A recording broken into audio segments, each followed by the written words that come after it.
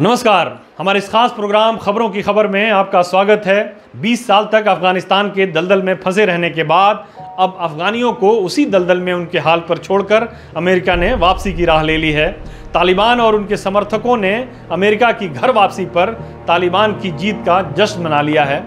पहले सोवियत संघ को अमेरिका की मदद से हराने के बाद अब अमेरिका को अमेरिका की मदद से शिकस्त देकर पाकिस्तान ने अपने मनपसंद आदमी को अफगानिस्तान की गद्दी पर बिठा दिया है और अपनी जीत की खुशी को दुगना कर लिया है।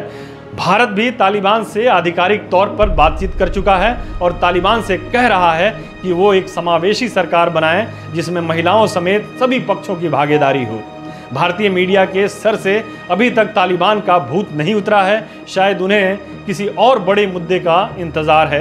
अंतर्राष्ट्रीय स्तर पर तालिबान को लेकर जो चिंताएं थीं वो अब भी बरकरार हैं, लेकिन उन चिंताओं को कैसे दूर किया जाए इसका जवाब किसी के पास नहीं है। अमेरिका और उसके एलाइज के पास तो बिल्कुल ही नहीं है। 9/11 के भयावह हमलों के बाद अमेरिका 20 साल पहले आतंकवाद के खिलाफ युद्ध लड़ने और अफगानिस्तान में लोकतंत्र बहाल कराने आया था। उसने पाकिस्तान की मदद से अलकायदा और तालिबान को नेस्तनाबूद करने और अरबों डॉलर खर्च कर अफगानिस्तान के पुनर्निर्माण का संकल्प उठाया था। अफगानिस्तान को तालिबान की पहुंच से दूर रखने के लिए उसने 3 लाख अफगानों की एक विशाल फौज खड़ी कर दी थी, जो मौका आते ही ताश के पत्तों की तरह बिखर गए। अमेरिका ने जैसे ही अपनी सेना वापस बुलाने की घोषणा की, तालिबान का टिड्डी दल बिजली की तेजी से पूरे अफगानिस्तान के आसमान पर छा गया। आप सोच रहे होंगे कि इन 20 सालों में अमेरिका जैसा सुपर पावर अफगानिस्तान में कौन सा कारनामा अंजाम दे रहा था कि तालिबान ने उसका इतना भरम भी नहीं रखा कि वो पूरी तरह से वापस चला जाए। तालिबान ने सब कुछ इतनी जल्दबाजी में किया कि अमेरिका को अपने दूतावास के कागजात तक जलाने पड़े और लोगों को हेलीकॉप्टर से एयरपोर्ट तक एयरलिफ्ट करना पड़ा। आपके मन में ये सवाल भी पैदा हो रहे होंगे कि क्या अफगानिस्तान रातों रात अमेरिका के गले की फांस बन गया था, या तालिबान ने जो बिजली की तेजी से पूरे अफगानिस्तान पर कब्जा कर लिया उसकी स्क्रिप्ट पहले से कतर में तो तैयार नहीं हो चुकी थी और केवल पर्दा उठने का इंतजार था। अगर पर्दे के पीछे की बात सच है तो ये सबसे बड़ा सवाल तो यही होगा कि जब तालिबान को ही सत्ता सौंपनी थी तो इतना खून खराबा क्यों हुआ, लाखों लोगों को अपने घरों से बेघर क्यों किया गया, अरबों डॉलर की बर्बादी क्यों हुई। 9/11 के गुनहगारों को सजा देने के लिए जिस तरह अमेरिका पाकिस्तान को विश्वास में लिए बगैर पाकिस्तान जाकर ओसामा बिन लादेन का काम तमाम कर सकता था, तो ये काम अफगानिस्तान में भी हो सकता था। या फिर जब 2001 में अफगानिस्तान में एक समावेशी सरकार और दूसरी अन्य संस्थाओं के गठन के लिए बॉन में समझौता हो रहा था, तो उसी समय तालिबान को भी एक मौका दे दिया गया होता।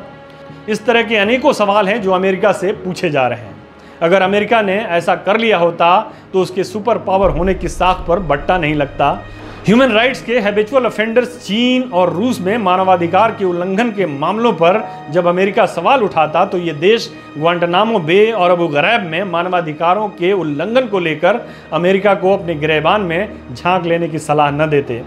बहरहाल अमेरिका से सवाल पूछे जा रहे हैं। इन सवालों को अमेरिकी अखबार द वॉशिंगटन पोस्ट के ग्रेग व्हाइटलॉक ने बड़े जोरदार ढंग से उठाया है। व्हाइटलॉक ने हाल ही में प्रकाशित अपनी किताब the Afghanistan papers, a secret history of the war में डिफेंस डिपार्टमेंट की ओरल इंटरव्यूज़ और मेमोज की बुनियाद पर बताया है कि अफगानिस्तान में अमेरिका कैसे झूठ पर झूठ बोलता रहा और एक के बाद एक आने वाली सरकारों ने अपनी जनता को कैसे धोखे में रखा।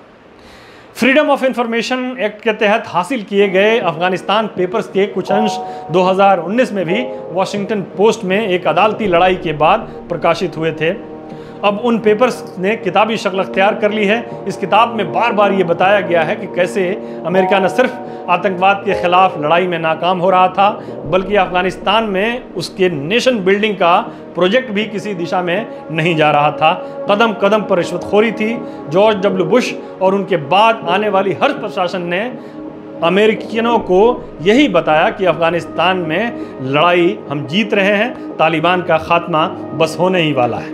ओबामा प्रशासन ने पाकिस्तान की सीमा के अंदर तालिबान के खिलाफ ड्रोन से हमले करवाए। अमेरिका को खुश करने के लिए पाकिस्तानी सेना ने भी साल 2014 में अपने ट्राइबल इलाके में तालिबान और दूसरे प्रतिबंधित आतंकी संगठनों के खिलाफ ज़रबे अजब ऑपरेशन शुरू किया था। लेकिन जैसे जैसे तालिबान के खिलाफ सैन्य कार्रवाई में इजाफा हुआ, वैसे वैसे उनकी ताकत भी बढ़ती गई।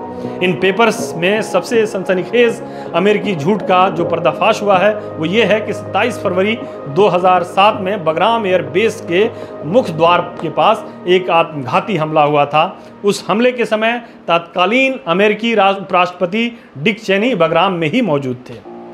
वो बिना किसी पूर्व घोषणा के राजदारी के साथ इस्लामाबाद होते हुए अफगानिस्तान पहुंचे थे और मौसम की खराबी की वजह से बिल्कुल आखिरी लम्हों में उन्हें बगराम एयर बेस की तरफ मोड़ दिया गया था, जहां से उन्हें काबुल जाना था। उस हमले के कुछ देर बाद ही तालिबान ने पत्रकारों को फ़ोन करके बताया था कि यह हमला उपराष्ट्रपति के ऊपर था। उस समय बुश प्रशासन ने कहा था कि चेनी का प्रोग्राम आखिरी लम्हे में तय हुआ था।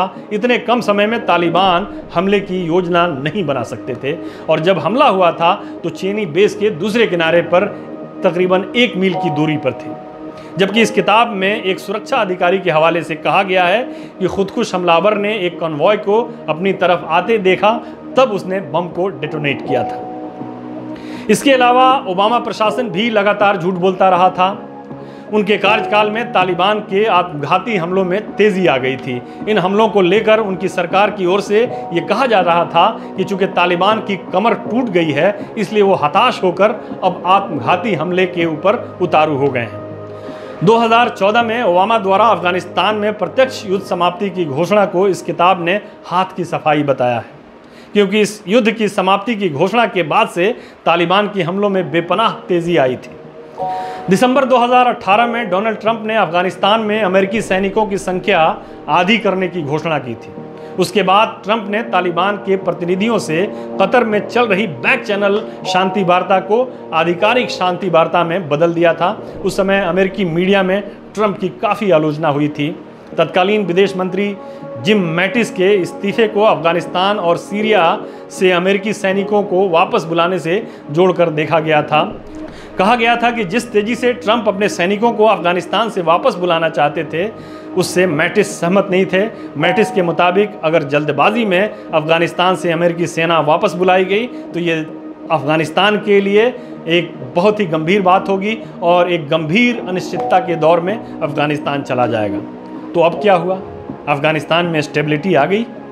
ट्रंप भी झूठ बोलने में पीछे नहीं रहे थे। तालिबान से वार्ता को लेकर ट्रंप का यह दावा था कि पिछले 18 सालों में अमेरिकी सेना ने तालिबान पर जो दबाव बनाया था, उसी के नतीजे में तालिबान शांति वार्ता के लिए राजी हुए हैं, जबकि ज़मीनी हकीकत कुछ और थी।